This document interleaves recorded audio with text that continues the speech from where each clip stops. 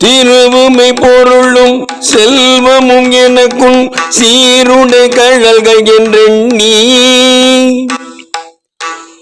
ஒருவரை மதியாது உறாமைகள் செய்தும் ஊடியும் உரைப்பனாய் திரிவேன்.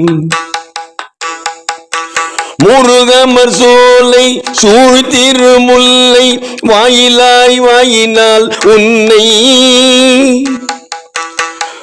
பரவிடும் அடியேன் படுதுயர் களையாய் பாசுபதா பரஞ்சுடரே.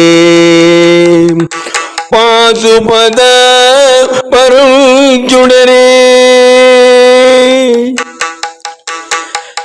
நம்மனே அன்று வெண்ணை நல்லூரில் நாயினே தன்னையாட் கொண்ட